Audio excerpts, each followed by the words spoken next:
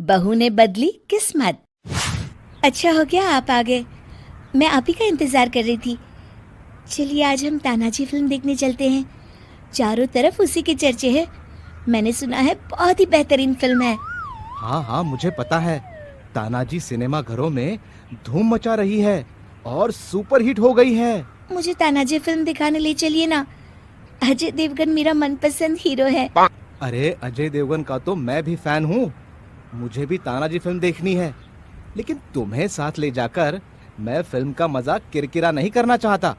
पिछली बार तुम मेरे साथ गई थी, तब बीच सड़क पर मेरी गाड़ी का टायर पंचर हो गया था। तुम्हारी वजह से हमेशा मेरे काम बिगड़ जाते हैं। चलो हटो, बड़ी आई तानाजी फिल्म देखने वाली। चुपचाप घर में बैठो। सुधा उदास होकर बैठ जाती है। तभी उसकी सास शांति वहां आती है। अरे बहू, तू इस नालायक की बातों से अपना मन छोटा मत कर। अपने आप को पता नहीं क्या समझता है। संडे को हम दोनों तानाजी फिल्म देखने चलेंगे। हाँ, इस तरह शांति हमेशा अपनी बहू का साथ देती थी। दूसरी तरफ रामलाल सुधा को पत्नी नहीं पनौती समझता था। एक शाम जब रामलाल अपने दफ्तर से लौटता है। अरे रामू, आज बहू की सुबह से तबीयत खराब है। तू जल्दी से इसे किसी अच्छे डॉक्टर के पास ले जा। अरे माँ, इस वक्त मेरा दिमाग खराब मत करो यार। दफ्तर में काम करके आज मैं थक गया हूँ, और फिर तुम्हारी बहू तो 12 महीने बीमार रहती है। इसका तो हमेशा का नाटक है। मैं कुछ नहीं जानती। तू अभी इसी वक्त बहू को लेकर डॉक्टर के यहाँ जा। आखिरकार मजबूर होकर रामलाल सुधा को डॉक्टर के पास ले जाता है। फिर अगले दिन दफ्तर में बॉस हरीश के काम से खुश होकर उसका प्रमोशन कर देते हैं। ये देख रामलाल चिढ़ जाता है।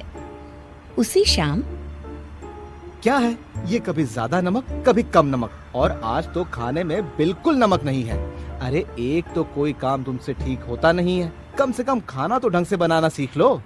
माफ करना जी, मैंने तो खाने में नमक डाला था। अच्छा, तो अब तुम बहस कर रही हो, मुझसे बहस कर रही हो। एक तो आज दफ्तर में बॉस ने मेरी जगह उस हरीश के बच्चे का प्रमोशन कर दिया। सच कह रहा हूँ, जब से सुधा इस घर में आई है तब से मेरी जिंदगी में मनुष्यत छा गई है। अरे जब देखो तब तू बहू के काम में नुक्स निकालता रहता है, हैं? मेरी बहू के आते ही तेरी नौकरी लगी थी, भूल गया तू? अब भी वक्त है, सुधर जा रामू, सुधर जा। अरे छोड़ो माँ, तुमसे क्या बात करना। तुम तो अपनी लाडली बहू की वकील हो। कुछ दिनों के बाद अरे आज इतना बड़ा टिफिन क्यों दे रही हो? आप भूल गए, आज आपका जन्मदिन है, इसीलिए मैंने आपकी मनपसंद खीर बनाई है। हाँ हाँ ठीक है, टिफिन दो, मुझे देर हो रही है। रामलाल के दफ्तर पहुंचते ही सब लोग उसे जन्मदिन की बधाई देते हैं। अरे भाई रामलाल, आज तो तुम्हारे जन्मदिन की खुशी में पार्टी हो जाए। हाँ, भाभी जी ने आज टिफिन में कुछ खास भेजा होगा। अरे कहाँ, रोज वही बेस्वाद खाना भेजती है। तभी चंदू रामलाल का टिफिन खोल देता है। अरे इसमें तो खीर है, वाह क्या खुशबू है। तभी वहाँ बॉस आ जाते हैं। अरे भाई, इतनी अच्छी खुशबू है, हमें भी खिलाओ। हाँ हाँ सर, क्यों नहीं, ये लीजिए। दफ्तर के सभी लोग सुधा की बनाई हुई खीर बड़े चाव से खाते हैं। क्या खीर है? अच्छा, खीर इतनी अच्छी बनी है, मुझे तो विश्वास ही नहीं होता। चलो, वाह रामलाल, कसम से आज ये खीर खाकर मुझे मेरी माँ की याद आ गई। मेरी माँ बिल्कुल ऐसी ही खीर बनाती थी। आज तुमने मेरा दिल जीत लिया। इसी खुशी में आज से तुम्हारा प्रमोशन करता हो। जाओ ऐश करो। रामलाल खुशी से फूला नहीं समाता। आपका बहुत बहुत धन्यवाद सर, लेकिन एक शर्त है, हर संडे मुझे ये खीर खाने के लिए मिलनी चाहिए।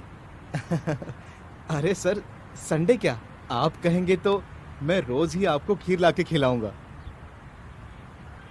शाम को रामलाल खुशी खुशी घर पहुंचता है। सुधा, आज तुम्हारी बनाई हुई खीर खाके मेरे बॉस बहुत खुश हो गए और उन्होंने मेरा प्रमोशन कर दिया। साथ ही आज से मेरी तनख्वाह दुगनी हो गई है। आप सच कह रहे हैं? हाँ, इसका सारा श्रेय तुम्हें जाता है। चलो आज इसी बात पे हम दोनों तानाजी फिल्म देखने चलते हैं। अरे तुम दोनों मुझे घर में अकेले छोड़ के फिल्म देखने जा रहे हो? ठीक है माँ, तुम भी चलो। शिक्षा, किसी भी इंसान को गलत नहीं समझना चाहिए। क्या पता घर की खुशी उसी की वजह से हो।